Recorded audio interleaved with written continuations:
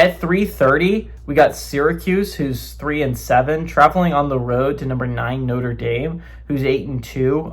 Notre Dame favorite 35.5 points on NBC. Steve Angeli has got 98 of 156, thrown for 1,317 yards, 10 touchdowns, 2 interceptions. Yasin Willis has had 129 carries for 553 yards and 4 touchdowns. And Jonte Cooks had 42 catches for 520 yards and 2 touchdowns. CJ Carr for the Fighting Irish got 173 of 257, thrown for 2,487 yards, 21 touchdowns, 6 interceptions. Jeremiah Love has had 177 carries for 1,135 yards and 14 touchdowns. And Malachi Fields had 32 catches for 596 yards and 5 touchdowns.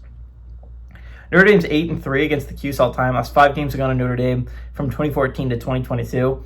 2008 was the last time Syracuse was able to go on the road and beat Notre Dame. But Syracuse is 2-1 in one-possession football games against the Fighting Irish. They are 1-3 on the road against the Fighting Irish, though. And Freeman is 1-0 against the Cuse.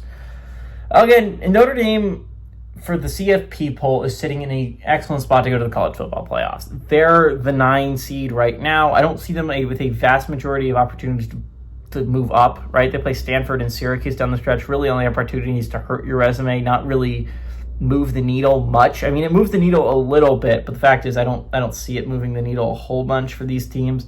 To me, Notre Dame is the 4th team out of my college football playoffs. And this is the thing that I vehemently disagree with the CFP on, is that Notre Dame should not be rewarded for good losses, right? And I mean, like, there is an extent where it's like, I don't hate that teams are rewarded for good losses. Like, if you lose two good teams, I think you are still a good football team.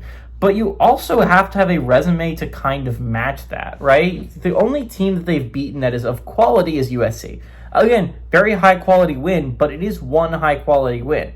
They really don't have much else on the resume that is amazing and is spectacular, right?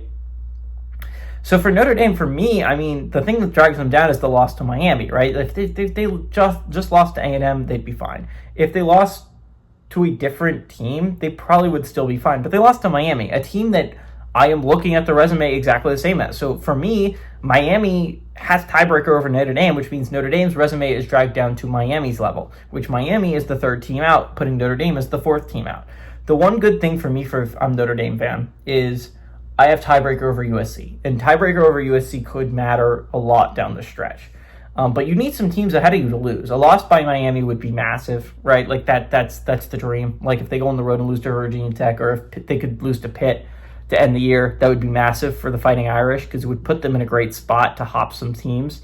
To me, Fighting Irish are a team that I wouldn't even have in my college football playoffs, even without the tiebreaker scenario. I just don't think their resume is as good as other teams that are 2 losses.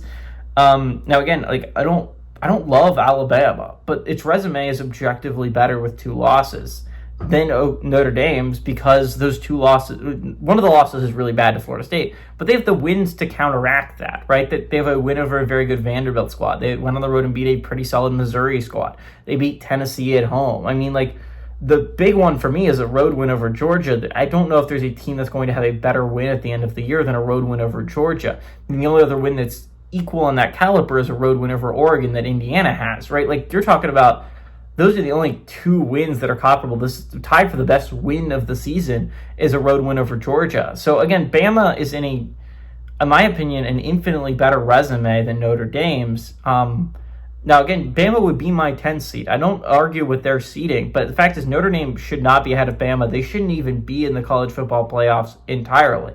Now, again, I don't have a big problem with Notre Dame ultimately ending up in it if they can play their way in, if they get lucky.